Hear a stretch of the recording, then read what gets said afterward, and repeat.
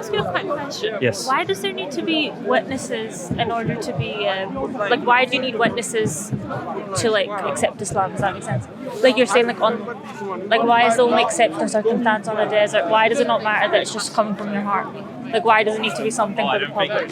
Yeah. Because I feel like your connection with God is personal. It should just be between you and God. Why does it have to do with any other human?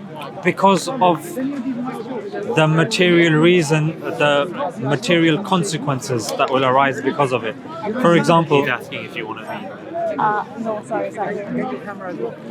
so because It's just a quick conversation. yeah. So if a person, for example, dies, I don't know how familiar. Where you guys from? The UK, yeah? Yeah. UK. So in the UK, what happens is unless there's clear written evidence or testimonial evidence is not that clear. It has to be written in your will, actually. Yeah, and for that, it has to be clear. Sorry, it has to be clear that you're a Muslim. Otherwise, you're going to be given the burial of a disbeliever.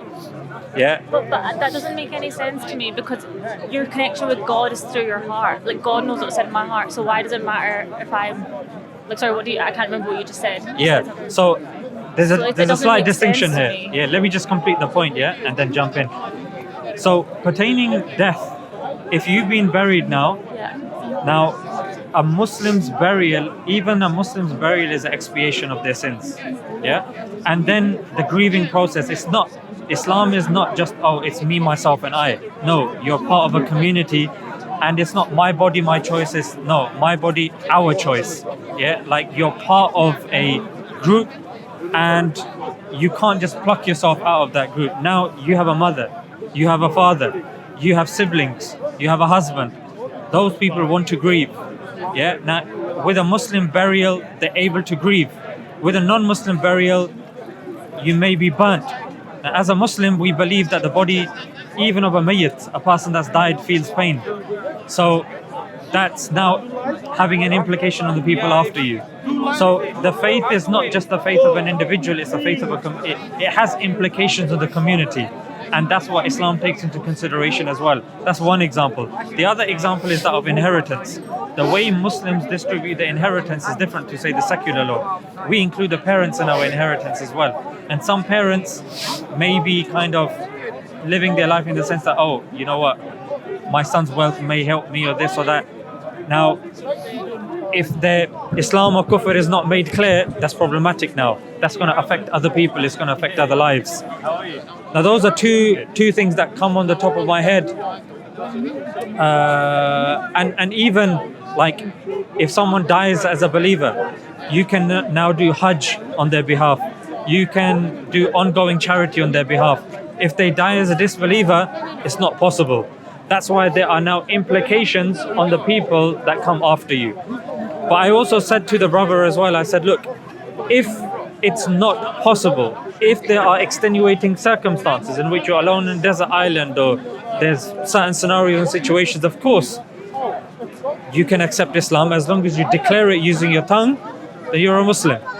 Yeah? And you can rest assured you die as a Muslim. Use your tongue? Because that's a system that God's put in place. I understand what you're saying, but I'm just like, maybe I'm being a bit innocent about this, but I just feel like God knows what's in your heart. So even if I'm on a desert island, why do I have to use my tongue? Yeah, just because God knows what's in your heart doesn't mean that He doesn't want to hear you say it. My wife knows I love her.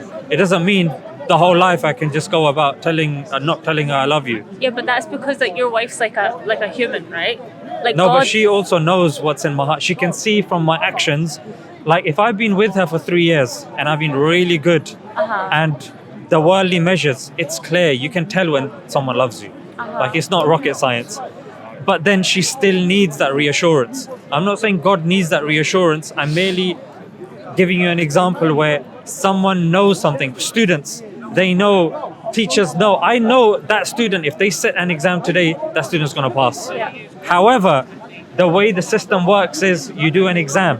That exam will be written down. There's a system that's put in place. But that's like your actions, right? It's a divinely ordained way to accept faith. So if that's the way that God wishes you to, convert. That's a system God's put in place. Okay. For example, dhikr. Yeah, you know dhikr, yeah? So you're saying Subhanallah, Subhanallah, Subhanallah, glory be to Allah. Well, God knows. Why do I need to utter it? It's because through these worldly means, there's a physical implication. Because we're physical beings, we can't neglect the physical act because the physical is tied to the spiritual. So it's more like making your, it's like pleasing your God in the way that He wants to be pleased. Yeah, and it's also connecting the spiritual to the physical. Because we're physical beings that are inherently spiritual. Yeah. I'll just let you continue with the conversation because I know it's not getting video, so it's probably wasting your time. But No problem. What was the conversation? He's gone. Oh no, I think. Oh, with it? Yeah. Yeah, How are you? I remember you. Yeah, last time. a few months ago. How are you doing?